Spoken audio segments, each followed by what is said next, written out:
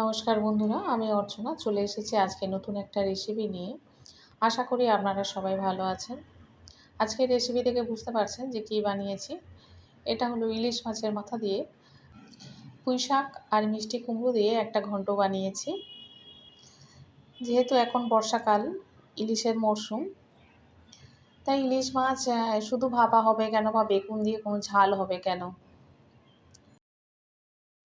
আর ইলিশ মাছের মাথাটা কেন বাদ যায়। ইলিশ মাছ কচু শাক দিয়ে করলে যেমন ভালো লাগে, আর বাঁধাকপি তরকারি বা পুঁই শাক কুমড়ো দিয়ে কোনো ঘন্ট করলেও বেশ ভালো লাগে। আর সবথেকে বড় কথা, এই মাছ রান্না করলে খুব একটা বেশি মশলা ব্যবহার করতে হয় না।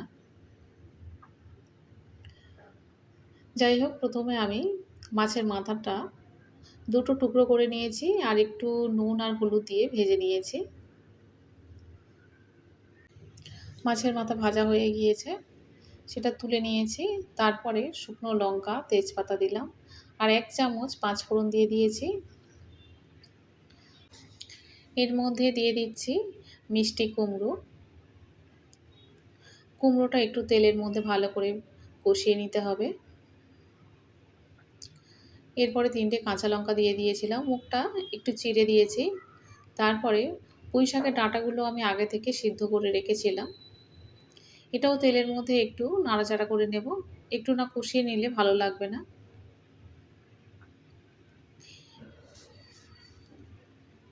ডাঁটা আর কুমড়ো ভালো করে নাড়াচাড়া করে কষিয়ে নিয়েছি।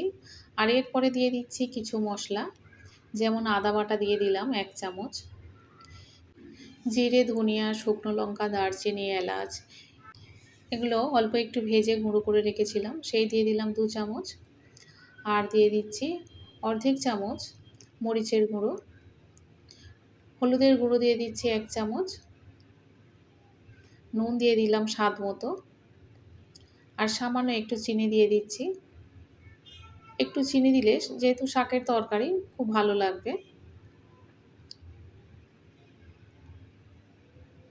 তরকারির একটা আলাদা স্বাদ হয়। মশলা দিয়ে আরও একটু কষিয়ে নিতে হবে। এই তরকারির মধ্যে আমি জল ব্যবহার করব না, যেহেতু এখন বর্ষাকালের পুঁইশাক, তাই পাতা দিলে জলটা উঠে যায়, এমনিতেই তরকারিটা হয়ে যাবে। ডাঁটাগুলো যেহেতু আমি সিদ্ধ করে রেখেছিলাম।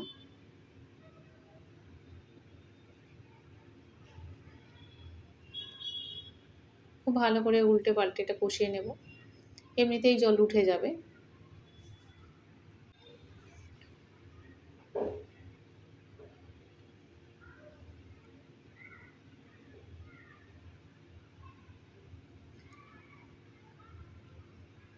বারবার নাড়াচাড়া করে নিতে হবে।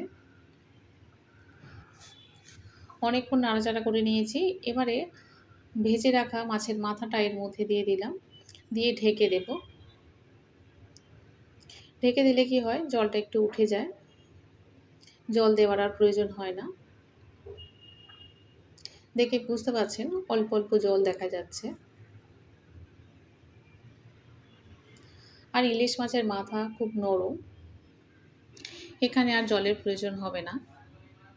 বারবার নাড়াচাড়া করব আর ঢেকে দেব। এভাবে রান্না করলে কি হয়, তরকারিটা হয়ে যাবে, জল দিতেও লাগবে না। এমনিতেই বোঝা যাচ্ছে যে তরকারিটা হয়ে গিয়েছে, কতটা জল উঠেছে।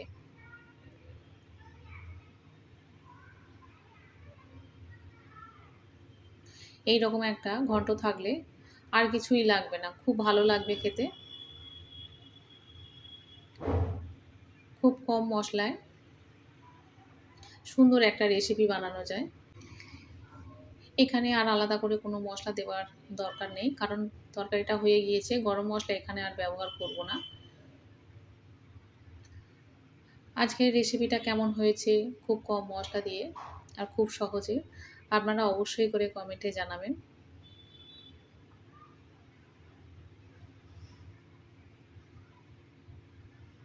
ইলিশ মাছ বা মাছের মাথা যেভাবে রান্না করো না কেন, এর স্বাদ একটা অতুলনীয়।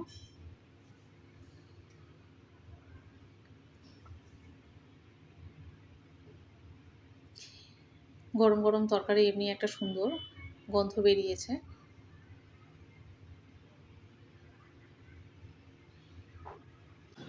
আমি অর্চনা, আপনারা দেখছেন অর্চনার সহজ রান্না। অবশ্যই করে লাইক, শেয়ার এবং সাবস্ক্রাইব করবেন। দেখা হবে আবার পরের ভিডিওতে।